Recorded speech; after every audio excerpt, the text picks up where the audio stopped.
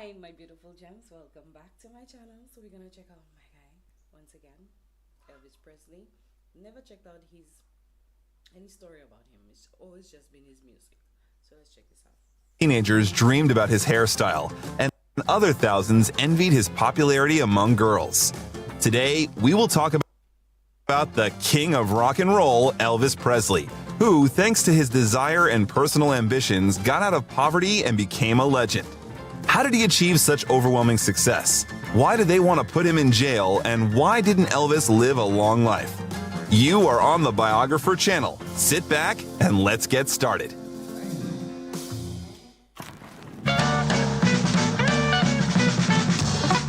Elvis Aaron Presley was born on January 8, 1935 in Tupelo, Mississippi. His parents, Vernon Elvis and Gladys Love Presley, lived in a shotgun house that Vernon built for the birth of the child. Elvis wasn't the family's only expected child. His twin brother, Jesse Garon Presley, who was born half an hour before Elvis, was stillborn. His father was of German, Scottish, and English descent, and his mother, Gladys, was of Scotch-Irish with French-Norman ancestry. They were working-class families and native Cherokees in the clan.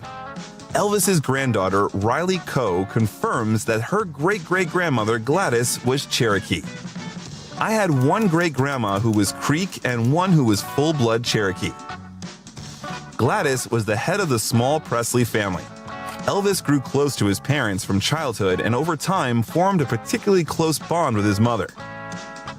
Family that consisted of grandparents, aunts, uncles, and cousins lived next to each other in Tupelo. The family did not live richly. Vernon changed one odd job for another, not particularly showing his ambitions.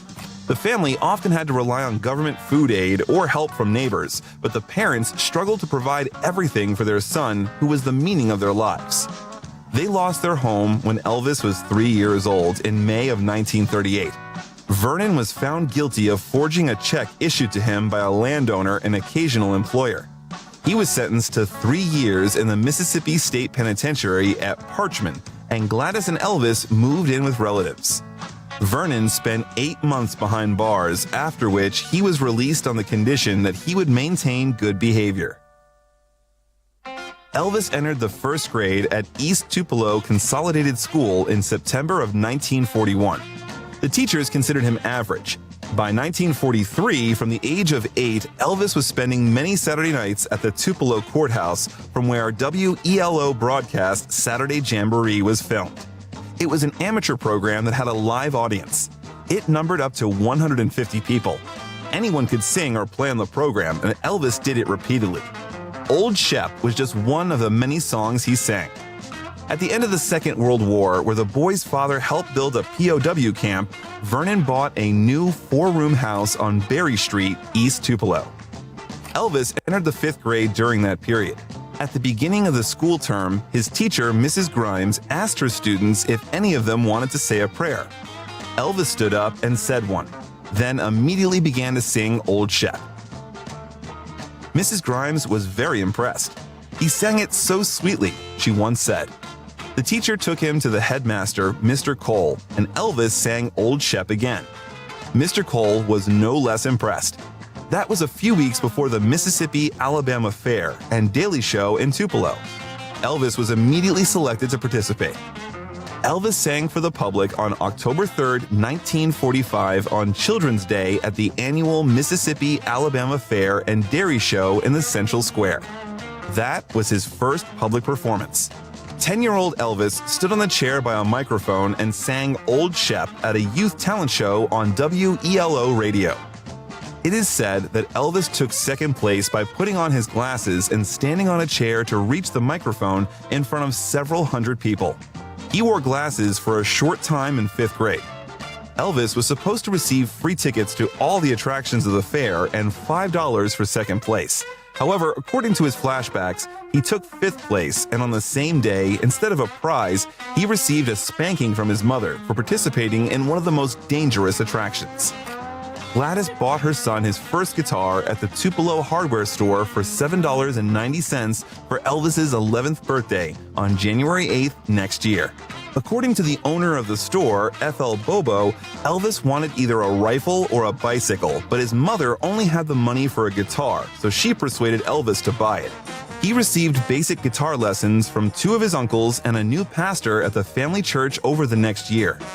Presley recalled, "I took the guitar and I watched people and I learned to play a little bit, but I would never sing in public. I was very shy about it."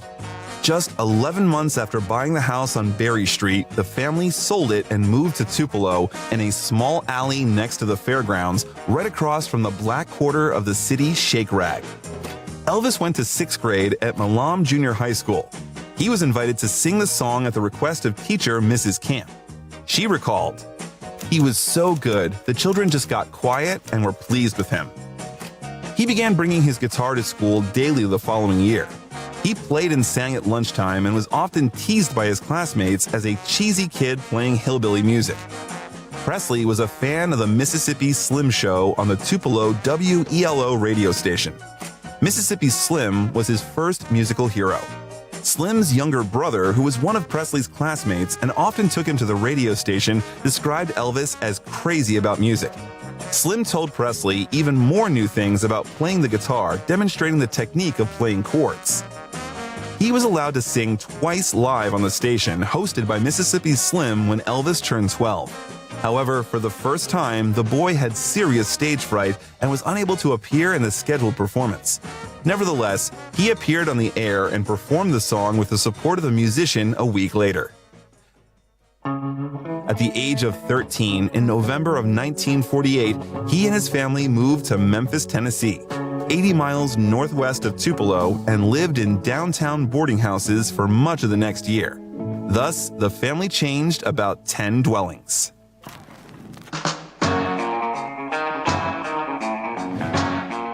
Elvis continued his 8th grade studies at Humes High School in Memphis. Elvis's musical horizons were expanded during that period. He had many opportunities to get close to music due to the radio, the church, music stores, and nightclubs. In addition, Elvis played in a band with 4 other boys from Lauderdale Courts. Elvis began to pay special attention to his appearance during that period. He let his hair and sideburns grow longer than usual and began to wear extremely colorful clothes that made him stand out, especially against the background of the conservative, conformist Deep South of the 50s. Elvis wore trousers every day at a time when everyone at school wore jeans. He wore a coat and tied a scarf like an ascot tie, like some kind of film star. People looked at him with surprise, but the guy already knew what he wanted to strive for. You ain't nothing but... The life of the Presley family at that time had not yet improved. Vernon and Gladys were changing jobs one by one. Elvis moonlighted to feed himself and his parents. Together, they went to the Assembly of God Church. Elvis continued to sing along with the guitar, went shopping on Beale Street, and actively absorbed the black blues and gospel music that sounded around him. At night, he regularly attended white and black gospel performances in the city center. Interestingly, Elvis managed to get married when he was 13 years old. As an impulsive teenager, he was so in love with Magdalene Morgan that he secretly forged his parents' marriage certificate by inscribing himself and Magdalena on it. They met at the First Assembly of God Church. Elvis set September 11th as the date of marriage, which would surprise Magdalene 50 years later when she found out about it. Elvis loved comics, especially Captain Marvel Jr. His cousin Harold Lloyd recalled that in high school in Memphis, they exchanged comics. Sometimes I would borrow some from him. He would let me have them because he knew I would return them in good shape. His schoolwork took a backseat as Elvis's passion for music became overwhelming in 1952. The range of A, B, and C grades during his freshman year at Humes degenerated so much that he became a C student. When his music teacher told him he couldn't sing, he brought his guitar the next day and sang the recent hit "Keep Them Cold, Icy Fingers Off Me" to prove the opposite. Most of his free time, Elvis spent in cinemas and music stores. At night, together with his parents, he attended gospel singing sessions at Ellis Auditorium, where he noticed interesting stage movements from the most charismatic performers. Gospel singing contained the spirituality and physicality that became the basis of the musical style of the young Elvis Presley. However, when he sang and played the guitar at parties, he was much more likely to perform Dean Martin, Bing Crosby, or Perry Como pop music. Elvis signed up for military service in January of 1953. Then, according to the conscription system, young people in good health had to be free from the age of 18 for 2 years of military service.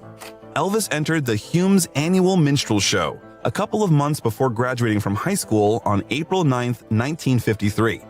He performed the song "Till I Waltz Again with You" by Teresa Brewer. Elvis really shocked students, parents, and teachers by singing and playing the guitar in his performance.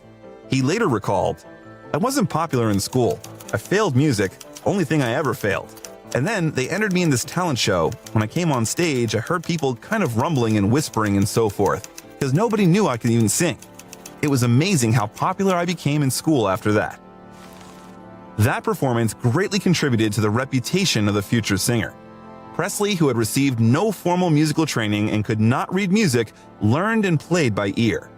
During that period, he frequented in music stores which had jukeboxes and listening booths.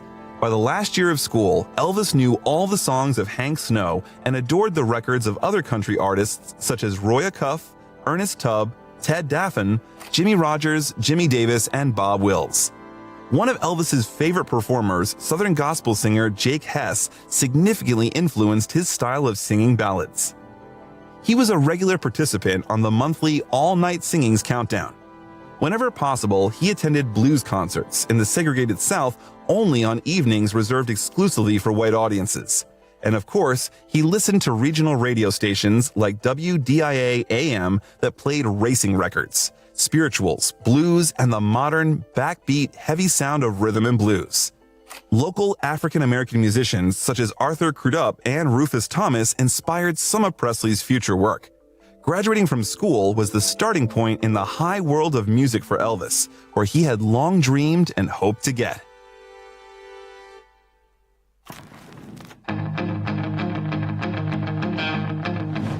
Elvis got a job at the M.B. Parker Machinist's Garage for $33 a week after graduating from Hume's High School on June 3, 1953, which can hardly be considered an attribute of a future legend. But soon everything fell into place. Presley registered at the office of Sun Records in August of 1953. He wanted to pay for a few minutes of studio time to record a double-sided record, My Happiness and That's When Your Heartaches Begin. He later claimed that he wanted to give the record to his mother for her birthday, even though a nearby general store had a much cheaper amateur recording service. He probably chose Sun Records hoping to get noticed. The studio administrator, producer Marion Keisker, repeatedly asked the guy which of the performers he looked like, to which Elvis replied, "I sing all kinds. I don't sound like nobody." Marion remembered Elvis at their first meeting as shy, a little woebegone, cradling his battered, beat-up child's guitar. The boss of the studio, Sam Phillips, called Marion after the recording was completed with a request to write down the name of that guy, to which she herself replied, "Good ballad singer. Hold." During the recording, Elvis asked Marion Keisker if she knew any bands that were looking for a singer, but the answer was disappointing. During the first months of his musical development, he knew that he wanted to become a singer, but did not know how exactly to do it. So he just hung around Memphis recording service studios for a few months. It wasn't until January of 1954 that Presley recorded his second personal album, I'll Never Stand in Your Way, and It Wouldn't Be the Same Without You. I'll never stand in your way. But that didn't help him become a professional artist. Elvis failed an audition for the local vocal quartet Songfellows after being told he couldn't sing. Elvis changed work due to instructions from his former boss to cut his hair in April. He got a job as a truck driver at Crown Electric for a good salary of $40 a week. His friend, Ronnie Smith, who was also a music enthusiast with whom they played several shows, was already in a real professional band at the age of 16. That group was led by Eddie Bond, who had been playing in Memphis for several years and was now in need of a vocalist. Ronnie suggested Elvis for the position, but after a couple of songs, Presley failed. Bond rejected him, advising to keep driving the truck. He said that he would never be a singer. Fate literally gave the guy a second chance at that time. He found out that Sun Records boss Sam Phillips was looking for a new, amazing sound. He needed a performer who could bring to a wider audience the sound of black musicians who were very popular.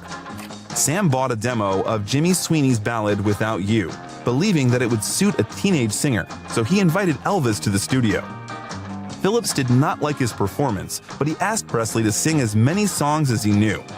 He was so impressed with what he heard that he invited two local musicians, guitarist Winfield Scotty Moore and double bassist Bill Black, to compose and record something with Elvis. The musical session that took place on the evening of July 5th until late night was completely unsuccessful. Presley picked up his guitar and played Arthur Crudup's 1946 blues number That's All Right, when everyone was about to stop trying and go home. Moore recalled that, all of a sudden, Elvis just started singing this song, jumping around and acting the fool. And then Bill picked up his bass, and he started acting the fool too. And then I started playing with them. Sam, I think I had the door to the control booth open. He stuck his head out and said, "What are you doing?" And we said, "We don't know." "Well, back up," he said. "Try to find a place to start and do it again." Phillips immediately started recording because that was the sound he was looking for. Popular Memphis DJ Dewey Phillips played That's All Right on his Red Hot and Blues show 3 days later. The listeners began to call, wanting to know who was that singer. There was such interest that Dewey Phillips played the record on repeat for the remaining 2 hours of his performance. He interviewed Presley live and asked him what high school he went to clarify his color to many callers. Many of them assumed he was black. Over the next few days, the trio with Elvis recorded Bill Monroe's Blue Moon of Kentucky in a bluegrass style, again in a distinctive style using an artificial echo effect that Sam Phillips called slapback. Thus was released a single with That's All Right and Blue Moon of Kentucky. And he would record the music to this machine. It's mono, so everything would go live. He might have 4 microphones, but it would all go to 1-track tape, so there's no changing anything later. Eddie Bond asked Ronnie Smith to find out if Elvis wanted to sing with him now after the record became a hit in Memphis. Elvis politely declined the invitation. Presley, Moore, and Black performed in public for the first time at the Bon Air Club on July 17th. Elvis still performed with his first guitar. The trio played at the Overton Park Shell at the end of the month. That performance became special because of Elvis's eccentric dance. He performed Rubber Legs for the first time, but soon it would be his most recognizable signature movement.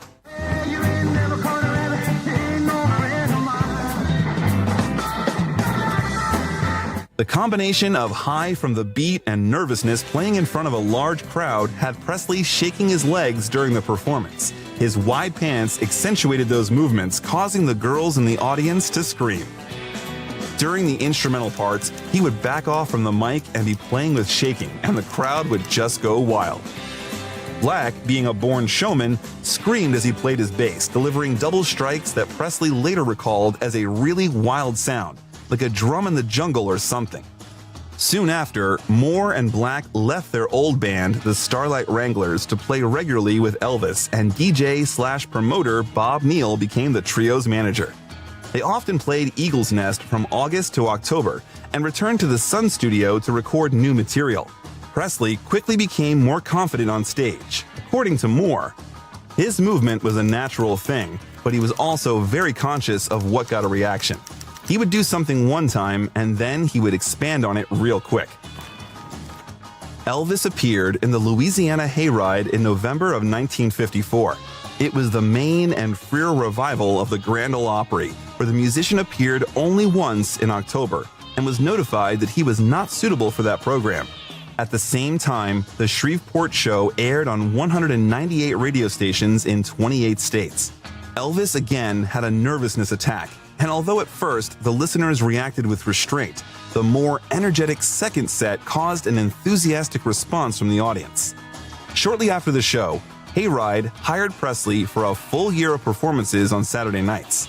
After trading his old guitar for $8 and seeing it immediately go to the rubbish, Elvis purchased a Martin guitar for a hefty $175. That's $1,800 in 2022. Elvis's new contract with Bob Neal went into effect on January 1st, 1955, and over the next few months, a smiling photo of Elvis, Neal, and Sam Phillips commemorating the event appeared in various periodicals and fanzines. And the trio went to play in new places, including New Orleans, Louisiana, Houston, Texas, and Texarkana, Arkansas. Elvis, along with many up-and-coming artists like Minnie Pearl, Johnny Horton, and Johnny Cash, sang the praises of Louisiana Hayride's sponsor, donut maker Southern Made Donuts. Presley had a lifelong love of donuts, receiving a box of them with hot icing in exchange for a radio promo tape. Unfortunately, that Elvis commercial was never released. Soon, Presley made his first television appearance on KSLA's TV's Louisiana Hayride, and his regular Hayride appearances, constant touring, and well-received record releases made him a regional star from Tennessee to West Texas. That brought to him the attention of Colonel Tom Parker, whom Bob Neal considered the best promoter in the music business. Parker invited Presley to perform at Hank Snow's February country tour. Elvis's fourth singles, Baby Let's Play House and I'm Left, You're Right, She's Gone, were released on April 10th. Well, you may go to college, you may go to school. That release was considered especially successful for a young artist. In May, Presley toured the South daily, which led to Colonel Parker writing to Bob Neal at the end of the month that he wanted to participate in promoting Elvis's career. Elvis went to Texarkana on June 5th after another show. Elvis's pink and white Cadillac catches fire and burns out about halfway to Texarkana in Fulton, Arkansas.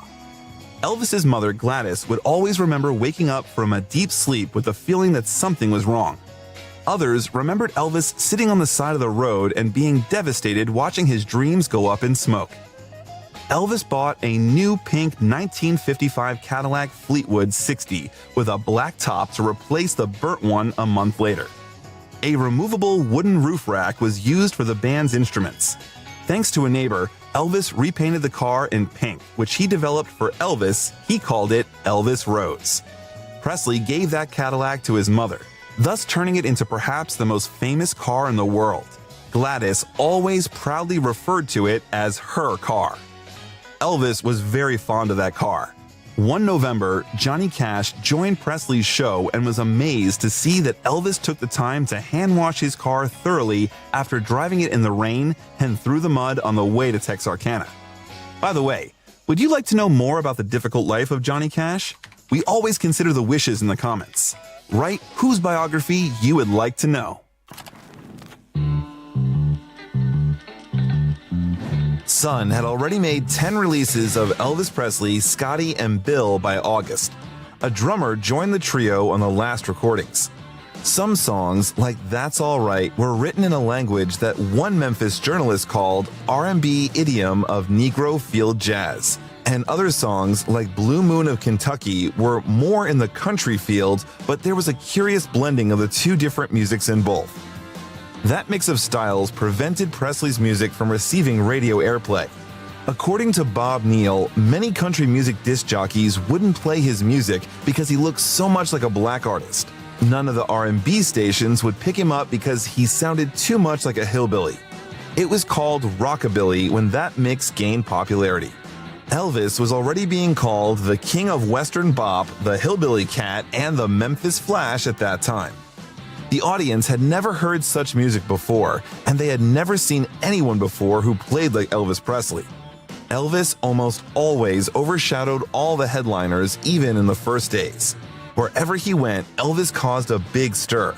Girls were screaming, fainting, and chasing him all over the South. Presley renewed Neal's management contract in August of that year, appointing Colonel Parker as his special advisor. The band maintained an extensive touring schedule during the second half of the year. Neal recalled, "It was almost frightening, the reaction that came to Elvis from the teenage boys. So many of them, through some sort of jealousy, would practically hate him. There were occasions in some towns in Texas when we'd have to be sure to have a police guard because somebody'd always try to take a crack at him." Almost every major and independent record company were asking about him by the summer of 1955. Elvis Presley was named the most promising male artist of the year at the Country Disc Jockey Convention in early November. Several record companies were interested in signing a contract with him. Elvis told them about his imminent transition to RCA, although the Colonel had yet to complete the deal. 3 major labels made offers worth about $25,000.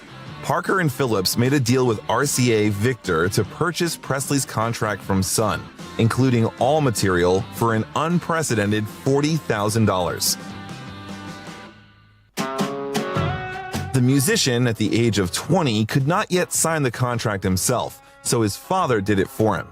Parker arranged with the owners of Hill and Range Publishing, Gene and Julian Aberbach, to create 2 organizations, Elvis Presley Music and Gladys Music, to process the material Presley had recorded.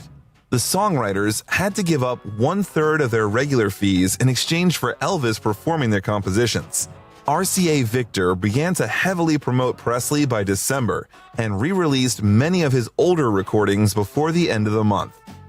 Elvis held his first recording session for RCA at their Nashville studio 2 days after his 21st birthday, on January 10th of next year. RCA Victor brought in guitarist Chet Atkins and 3 backing vocalists, including Gordon Stoker of the popular Jordanaires Quartet, to expand the sound, in addition to Presley's usual support of Moore, Black, Fontana, and Hayride pianist Floyd Kramer in concert. Among the songs recorded during that session was the unusual and slightly dreary Heartbreak Hotel. It's down at the end of Lonely Street, that Heartbreak Hotel where I'll be. The single sold over 300,000 copies in its first 3 weeks of release. Soon, it would hit #1 on the Billboard Pop Singles chart for 8 weeks, as well as #1 on the country chart and #5 on the R&B chart. It became Elvis's first single to sell over 1 million copies, earning Elvis his very first gold record. In the meantime, Parker brought Presley to national television by inviting him to the CBS stage show in New York, which included 6 appearances in 2 months. After the first show, Presley stayed in town to record at RCA Victor Studios. Those New York sessions recorded Blue Suede Shoes and 7 other songs. I Forgot to Remember to Forget, originally released back in August last year, reached the top of the Billboard National Country Singles Chart in February. Blue Suede Shoes was a single hit, but those new recordings were decisive in Elvis's career because they marked the moment he began to move away from his raw, clean Sun sound towards the more commercial and spacious RCA sound. Don't you step on my blue suede shoes. Neil's contract was terminated and Parker became Presley's manager in early March. RCA Victor released Presley's self-titled debut album on March 23rd. Together with 5 unreleased Sun recordings, the 7 recently recorded tracks were the most diverse. Among them were 2 country songs and a bouncy pop tune, while the rest reflected the revolving sound of rock and roll. Elvis Presley became the first rock and roll album to top the Billboard charts and held that position for 10 weeks, and the cover is considered iconic and extols the importance of the guitar in the genre. One early day in March, before flying to Shreveport with cousin Gene Smith, Elvis writes a check to buy a $40,000 house for himself and his parents at 1034 Audubon Drive, an affluent suburban area east of downtown Memphis. Elvis bought the house with royalties from the Heartbreak Hotel. His parents moved into a new house while he was on tour. However, that was not the last move for the family. That same year, Elvis traveled to Los Angeles to audition for Paramount Studios. Elvis hummed Blue Suede Shoes and performed a scene from the yet-to-be-made film The Rainmaker, which he didn't fit into. But serious acting ambitions did not leave the guy. Elvis was generally very fond of cinema. In the future, it would not be uncommon for him to rent entire cinemas in order to enjoy films in a relaxed atmosphere. Sometimes those cinema shows dragged on for the whole night. Elvis Presley signed a 7-year contract with Paramount Pictures during his time in Las Vegas. Elvis's life was spinning and gaining momentum, becoming more and more turbulent. In an interview of that time, the artist told how many hours he usually slept. How much sleep do you get? I average about 4 or 5 hours a night, I guess. Is that enough? Well, it's really not, but I'm used to it, and I can't sleep any longer. Presley and his group flight to Nashville in April got all three of them in a state of shock. At first, the pilot lost his way and needed to land in El Dorado, Arkansas to refuel. Then, one of the engines cut out due to an incomplete tank of fuel. It almost fell over Arkansas. Upon arrival in Nashville, Elvis said, "Man, I don't know if I'll ever fly again." The concerts continued and gathered crowded halls of 10,000 listeners, which did not always end well. An urgent message on the letterhead of the local Catholic diocesan newspaper was sent to FBI Director J. Edgar Hoover after a speech in La Crosse, Wisconsin. It reported that Presley is a definite danger to the security of the United States. His actions and motions were such as to arouse the passions of teenage youth. After the show, more than 1,000 teenagers tried to gang into Presley's room at the auditorium. After that incident in the summer in Hy Gardner's live TV interview show, Presley said, "I don't feel like I'm doing anything wrong. I don't see how any type of music would have any bad influence on people. How would rock and roll music make anyone rebel against their parents?" Later in September, the San Diego police chief said that if Elvis ever returned to his city and performed the way he did, he would be jailed for disorderly conduct. Ken Canemer in the Lubbock Avalanche Journal wrote, "In his dressing room, between shows, Presley still couldn't get away from his following. The fans were oblivious to the dressing and undressing members of the band, leaked through police at the doorway to get pictures, autographs, or just to look. He signed autographs on pictures, notebooks, papers, legs, arms, and foreheads." Since mid-May, Colonel Parker had turned Elvis's concerts into his solo performances, without the participation of other performers who could be considered competitors. That format ensured that Elvis would stand out as a mainstream artist and not just another rock and roller. Then Elvis first appeared at the Fox Theater in Detroit. In the summer, during the musician's rest from tours, there were rumors about Elvis's engagement with June Wanico, whom he met just a year ago at Biloxi. Fans suspected that they were having a relationship, but the rumors were not confirmed. By the way, at that time, Elvis had a unique, custom-made three-wheeled Messerschmitt. However, in mid-August of 1957, Elvis exchanged the car for 2.5 hours of shopping at the Lansky Brothers clothing store on Beale Street in Memphis. Presley started filming his first film, Love Me Tender, rented by 20th Century Fox from Paramount in August. It was originally called The Reno Brothers, but was renamed after release to capitalize on the Elvis single, which was sure to be a hit thanks to the soundtrack. Love me tender, love me true, all my dreams fulfill. The film premiered on November 16th at the Paramount Theater in New York, followed by nationwide cinema shows. The film was set in the American South during the Civil War era of the 1800s.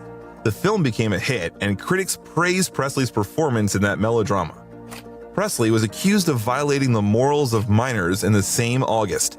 Judge Marion Gooding prepared an arrest warrant for Presley if he twisted his hips at a concert in Jacksonville. After the concert, Elvis admitted to reporters, "I can't figure out what I'm doing wrong." However, he modified his show by replacing some of his less restrained body movements with meaningful pinky wiggles. But the audience was still going crazy. "I can't really understand it. This is the only thing I can say, that this is the only explanation I've got for it. I've been doing the same thing ever since I started singing on stage, for at least 2.5 years now. It's only been the past few months that I've felt criticism. I guess it's because my records have become bigger and everything. I guess the more popular you are, the more criticism you get." Elvis's first appearance on The Ed Sullivan Show was a great success.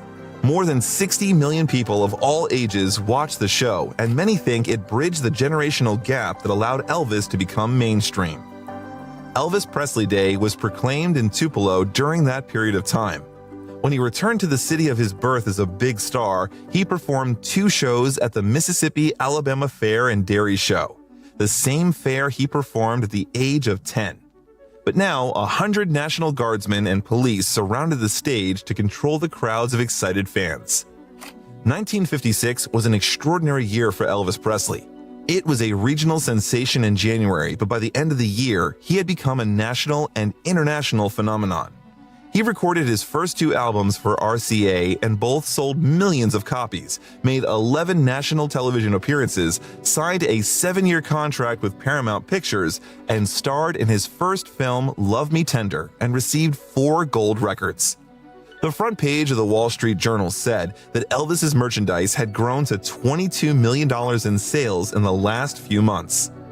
Elvis's appearances on national television were a turning point for America. His unconventional appearance and performance style sparked national controversy. Elvis Presley outraged adults, hypnotized teenagers of a new generation of youth, and soon became the leader of the cultural revolution that swept the country and had an impact on the whole world.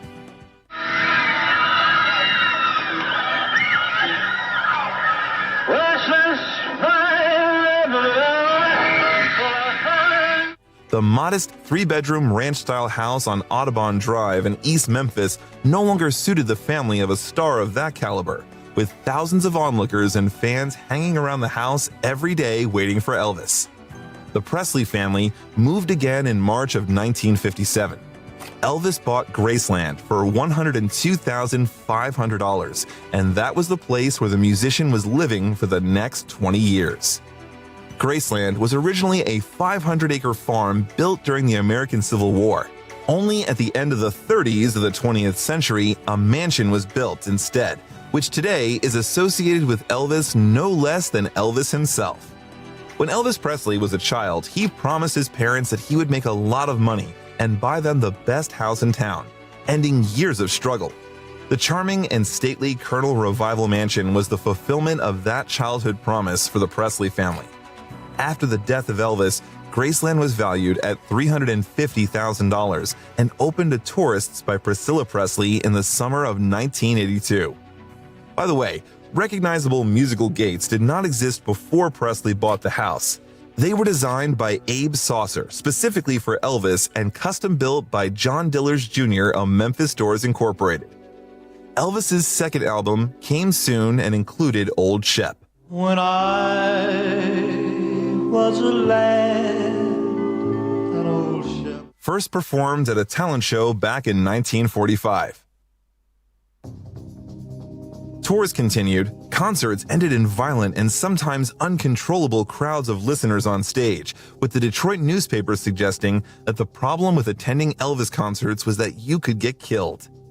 Frank Sinatra was even more critical, describing rock and roll as brutal, ugly, degenerate, vicious.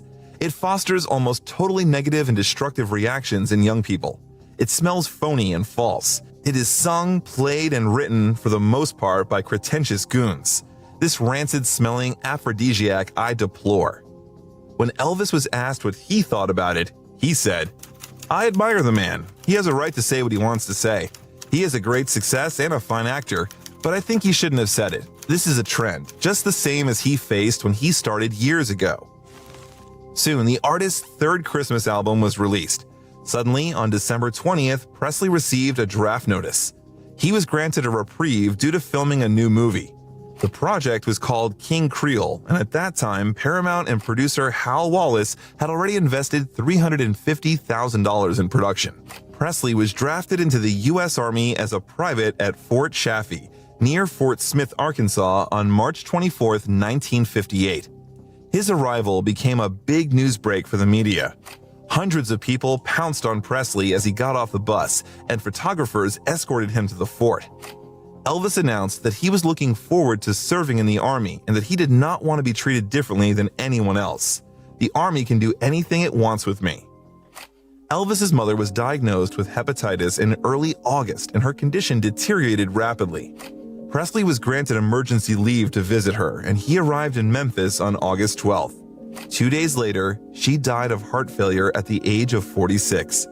Elvis was devastated and was never the same again. Their relationship remained extremely close throughout the years. Gladys and Elvis, even in adulthood, communicated with each other very gently, calling each other affectionate names. She just stayed the same all the way through the whole thing. I wish, there's a lot of things happened since she passed away that I wish she could have been around to see. It made her very happy and very proud. that's life. I can't help it. After military training, Presley joined the 3rd Armored Division at Friedberg, Germany on the 1st of October. There, the sergeant introduced Presley to amphetamines, and he became deeply convinced of their benefits not only for energy, but also for strength and weight loss. Many of his friends in the Army joined Presley to indulge. In addition, in the Army, Elvis also got to know about karate, which he studied in earnest while training with Jürgen Seidel. It became his lifelong interest. He later used it in his live performances.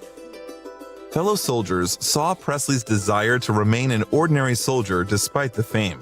They also remembered his generosity. He donated his Army salary to charity and bought televisions for the base and an additional set of uniforms for everyone. Presley met 14-year-old Priscilla Beaulieu in Friedberg. They got married after a long 7.5 years of courtship. In her autobiography, Priscilla said that Presley was worried that his 24 months in the Army would ruin his career. In the Secret Services, he could give concerts and keep in touch with the public, but Parker convinced him that in order to win the people's respect, he must serve his country as an ordinary soldier. Moreover, the label stocked up on unreleased Elvis material and was reinvigorating public interest for 2 years by making successful releases periodically. Presley returned to the United States on March 2, 1960, and was honorably discharged with the rank of sergeant. The train that took him from New Jersey to Tennessee was surrounded by a crowd of fans all the way, and Elvis got off at scheduled stops to please his fans. After that, he gave a short interview in which he spoke about the service and his future career. Do you have any advice for the boys your age who are now going to have to put in a certain amount of duty in the service? Well, the only thing I can say is to play it straight and to do your best, because you can't fight them. A year later, RCA Victor gave Elvis a plaque stating that over 75 million of his records had been sold worldwide. Meanwhile, Parker pushed Presley into a busy filming schedule, focusing on banal musical comedies on modest budgets. Presley initially insisted on key roles, but when 2 more dramatic films, Flaming Star in 1960 and Wild in the Country 1961, proved less commercially successful, he returned to the old working formula. You live for me, Glenn. There were a couple of exceptions among the 27 films Elvis starred in during the 1960s. The films were panned almost widely. Critic Andrew Kane called them a pantheon of bad taste. However, almost all of them were profitable. 15 of Elvis's films at that time were accompanied by soundtrack albums, and another 5 were soundtrack EPs. But due to the tight filming schedule, he often filmed 3 films a year. The quality of the soundtracks declined and became progressively worse. The Jordanaires' Gordon Stoker recalled that Presley walked away from the microphone because the material was so bad that he felt like he couldn't sing it. The first stars were installed and opened on the Hollywood Walk of Fame on February 9, 1960. 8 performers were awarded that honor, including the King of Rock and Roll, Elvis Presley. Elvis Presley proposed to Priscilla Beaulieu shortly after Christmas 1966. They married on May 1, 1967 in a short ceremony in their suite at the Aladdin Hotel in Las Vegas. The stream of formulaic films and assembly line soundtracks continued until the LP with the Clambake soundtrack hit record low sales in October of 1967. The RCA management then recognized the problem, but by then the damage had already been done. Historians Connie Kirchberg and Mark Hendricks stated, Elvis was viewed as a joke by serious music lovers and a has-been to all but his most loyal fans. Elvis's first and only child, Lisa Marie, was born on February 1, 1968. The girl was born when the musician was deeply worried and dissatisfied with his career. Only 2 of the last 8 singles hit the top 40. None of them took off above the 28th line from the top, not to mention the first places. Thanks to Colonel Parker, Presley reappeared on NBC for the first time in 8 years since the Sinatra Timex show. A special episode called Elvis, which was released in December of 1968, collected pleasant reviews and slightly rehabilitated Presley in the face of the audience.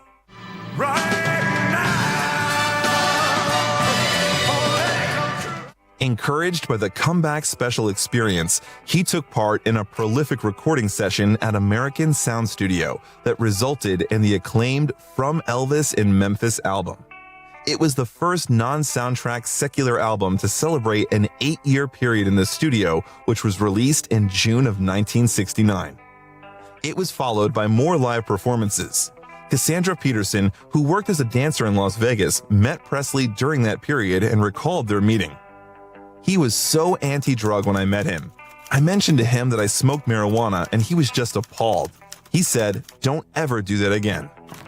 Moreover, Elvis was not only categorically against recreational drugs, but also rarely drank. Several members of his family were alcoholics and he intended to avoid a similar fate. Metro-Goldwyn-Mayer filmed rehearsal and concert at the International in August for the documentary Elvis, That's the Way It Is. Presley performed in the jumpsuit, which became a hallmark of his live performances. During that period, Elvis received death threats unless $50,000 was paid. He had often been the target of many threats, unbeknownst to him since the 1950s. The FBI took the threat seriously and increased security for the next 2 shows. Presley took the stage with a Derringer in his right boot and a .45 caliber pistol in his belt. Fortunately, the concerts passed without incident. Presley met with President Richard Nixon at the White House on December 21, 1970. Elvis expressed his patriotism and how he thought he could apply to hippies to help fight against the drug culture that he and the president hated. Elvis asked Nixon for the Bureau of Narcotics and Dangerous Drugs badge to add to the collection of his similar items he was starting to collect, and thus signified the official sanction of his patriotic efforts. The U.S. Junior Chamber of Commerce named Presley one of the 10 most outstanding young men of the nation on January 16, 1971. Shortly thereafter, the city of Memphis named the section of Highway 51 South where Graceland is located Elvis Presley Boulevard. In the same year, Presley became the first rock and roll singer to receive the Lifetime Achievement Award, the Bing Crosby Award, from the National Academy of Recording Arts and Sciences, the Grammy Award organization. In the same year, 3 new studio albums by Presley, which were not related to the cinema, were released. Best of all, the critics appreciated Elvis Country. It was a concept album focused on the standards of the genre. When I was young, my heart was young then too. Anything that it would tell me, that's the thing that I would do. He also filmed again by Metro-Goldwyn-Mayer the following year, that time in Elvis on Tour, which won the Golden Globe Award for Best Documentary Film that same year. Meanwhile, Presley's relationship was getting worse and much more confusing. He and his wife became increasingly distant, estranged, and barely cohabiting. His relations with Joyce Bova, unexpectedly for Elvis, led to her pregnancy and abortion in 1971. He often spoke to her about the possibility of moving to Graceland, believing that he and Priscilla would probably get a divorce. The Presleys got divorced on February 23, 1972, after Priscilla revealed her relationship with Mike Stone, a karate instructor whom Presley had recommended to her. 5 months later, Presley's new girlfriend, Linda Thompson, a songwriter and former Memphis beauty queen, moved in with him. Presley filed for divorce on August 18th. Then, at a rare press conference, a reporter asked Presley if he was happy with his image, to which Elvis replied, "Well, the image is one thing and the human being another. It's very hard to live up to an image." Presley played 2 charitable concerts for the Kauai Lee Cancer Fund in January of 1973 due to the groundbreaking television special Aloha from Hawaii, which was the artist's first solo concert to be broadcast worldwide. Presley's stage costume has become the most elaborate and most recognizable, with which his modern image is closely associated.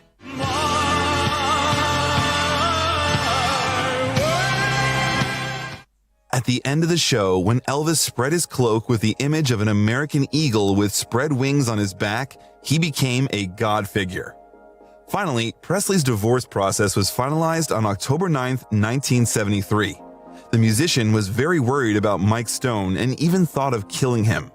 Elvis was almost attacked at the last concert and thought that it was Stone who sent killers to him.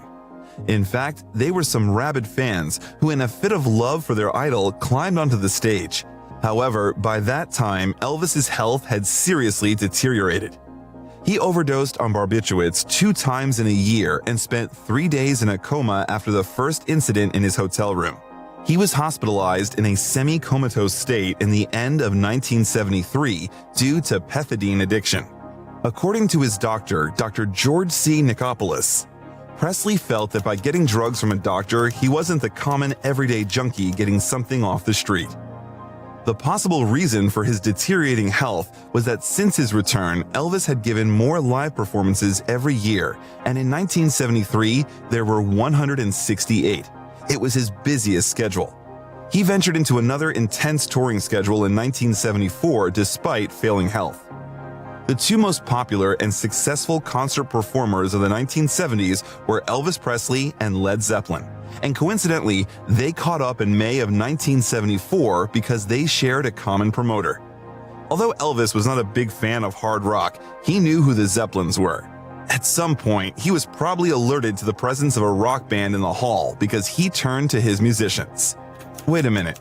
If we can start together, fellas, because we've got Led Zeppelin out there, let's try to look like we know what we're doing, whether we do or not. Unfortunately, in September, Elvis's condition worsened dramatically. Keyboardist Tony Brown recalled Presley's arrival at a concert at the University of Maryland. He fell out of the limousine to his knees. People jumped to help, and he pushed them away like, "Don't help me." Guitarist John Wilkinson recalled, "I watched him in his dressing room, just draped over a chair, unable to move. So often I thought, boss, why don't you just cancel this tour and take a year off? He patted me on the back and said, 'It'll be all right. Don't you worry about it.'" RCA began to worry when Elvis lost interest in recording. Elvis has not been able to record a single since 1973.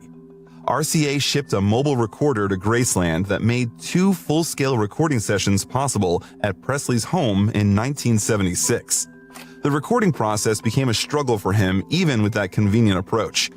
The released singles did not become significant hits, although the figure of Elvis Presley was still significant at the national level. Presley and Linda Thompson broke up in November of that year, and he soon met Ginger Alden. He proposed to the girl and gave her an engagement ring just 2 months later, although some of his friends later claimed that he had no serious intentions of remarrying. During that period of time, Elvis canceled concerts because he could no longer sing normally and be on stage for a long time. Elvis's father, Vernon, became closely involved in his son's finances and fired his 3 bodyguards, called the Memphis Mafia, citing budget cuts. In the same year, the book Elvis, What Happened was published, co-authored with fired bodyguards. Elvis was devastated by the book and unsuccessfully tried to stop its publication by offering money to publishers. By that point, Presley was already suffering from glaucoma, hypertension, liver damage, and colon enlargement, an illness increased and exasperated by drug use. Presley was going to fly out of Memphis to begin a new tour on a Tuesday evening on August 16, 1977. He had a good rest with his friends the day before and went to his bedroom in Graceland. On the day of departure, Ginger Alden found him unconscious on the bathroom floor. Elvis was taken to the hospital, but upon arrival, he was already dead. Attempts to resuscitate him were unsuccessful, and at 3:30 p.m., Elvis Presley was announced dead at Baptist Memorial Hospital at the age of 42.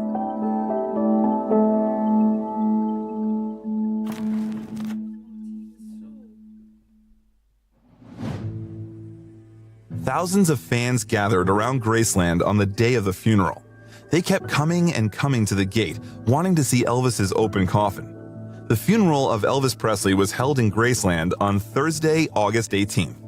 A car crashed into a group of fans outside the gate, killing 2 young women and seriously injuring a third one. About 80,000 people lined the procession route to Forest Hill Cemetery, where the legendary singer was buried next to his mother. The cemetery was constantly visited by fans. However, after someone attempted to steal Elvis's body, Presley's and his mother's remains were exhumed and reburied at Graceland's Meditation Garden. Elvis Presley's father said in an interview, "Elvis's death was so sudden that it will be years before I'll be able to accept the fact that it really happened.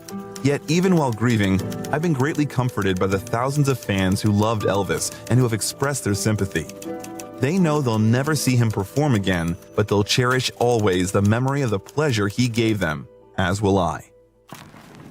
Although, due to mismatches between medical indications and causes of death, there is still a conspiracy theory among fans that Elvis faked his death and there was a doll in the coffin at the funeral. President Jimmy Carter made a statement appreciating Elvis's impact on the nation's culture. His music and his personality, fusing the styles of white country and black rhythm and blues, permanently changed the face of American popular culture. His following was immense, and he was a symbol to people the world over of the vitality, rebelliousness, and good humor of his country. 6 of Presley's posthumously released singles were top 10 country hits between 1977 and 1981. The famous Elvis Mansion was opened to the public in 1982. It has become the second most visited house, attracting over 500,000 visitors annually after the White House. It was declared a National Historic Landmark in 2006. Elvis has been inducted into 5 Music Hall of Fames: the Rock and Roll Hall of Fame, the Country Music Hall of Fame, the Gospel Music Hall of Fame, the Rockabilly Hall of Fame, and the Memphis Music Hall of Fame. He was awarded the W.C. Handy Award from the Blues Foundation and honored with the first Golden Hat Award from the Academy of Country Music in 1984. He got the American Music Awards Award of Merit in 1987. Elvis has been in the top 3 top-earning deceased celebrities according to Forbes magazine for 15 years since 2000, with a record annual income of $60 million. Presley is the record holder for most songs in the Billboard Top 40 with 115 songs. Elvis kept several horses at Graceland. They are still important to the Graceland estate. Elaine Alexander, a local former teacher, has been taking care of horses in Graceland for 38 years. She and Priscilla Presley love horses, so a special friendship has developed between them. Elvis brought horses to Graceland specifically for Priscilla. A horse named Palomino Rising Sun was Elvis's favorite horse, and there are many photos of him riding it. Respect for the personality of Elvis does not subside to this day. President Donald Trump posthumously awarded Presley the Presidential Medal of Freedom in 2018. And after some time, information about the forthcoming biopic about Elvis Presley appeared. And now, on May 25, 2022, the first premiere of Elvis took place at the Cannes Film Festival. The theatrical release is scheduled by Warner Brothers on June 24th. The film will tell about the life and career of Elvis Presley, from childhood to becoming a singer, rock and roll star, and film actor, as well as his complicated relationship with his manager, Colonel Tom Parker, who will be played by Tom Hanks. The role of Elvis went to Austin Butler, and the young Presley will be performed by Shaden Jay. Elvis Presley lived a short but eventful life, full of tours, moves, TV shows, unique encounters, big screen roles, and music. He became one of those who brought joy and inspiration to millions of people. And you can find out about other equally iconic personalities by clicking on the icon that appears on your screen. There are many more biographies of the favorites of millions on our channel, and every viewer will find something interesting here. You should follow the link and see for yourself. Thank you for watching this video to the end. It would be great if you liked it. This was The Biographer, and we do not say goodbye. We say, see you again. Alright guys, so this is the end of Elvis Presley's story. I honestly had no clue about all those ups and downs, but in life, I love, sometime in the video they ask him something personal about life. I believe it was his reputation, and it's like, reputation is something that's hard to keep up with. And people don't go based on reputation, because now he's dead. If he only studied reputation, would that even matter now? He honestly, I think everything changed when he lost his mom. I think that's where that was his safe haven. That's where his peace lied. That's who he found comfort and joy in. And losing her, it's like he lost himself. Even with all the fame and all the women and all the drama going on, you realize his life before he got famous, he had his mom. He never turned to drugs in that point. he was fighting and trying to become who he wanted to be to make her proud, not himself, her. She, like, his mom was his life, and I believe he fought so hard to be very famous and to he noticed the struggles and everything, and he just wanted his mom and dad to live comfortably, and that's why he chose to fight, even if he got so much criticism, even while he was on his path to actually get successful. Like, you had so many people, so many issues, and I always say that, like, for instance, every time you're trying to do something better, there's always people trying to deter you from what you do in your destiny, because they realize that whatever calling that you have, they don't have it, so they try to see if they can actually take that calling from you. But I really loved this. I really loved the insight. There's a lot of things that I didn't know that I do know now, so that's why I love reviewing those videos. So guys, I trust that you all enjoyed the video. Please remember to like, share, and subscribe. Leave your comments down below. Again, thank you so much for checking out my channel. Stay safe and be blessed. Goodbye, everyone.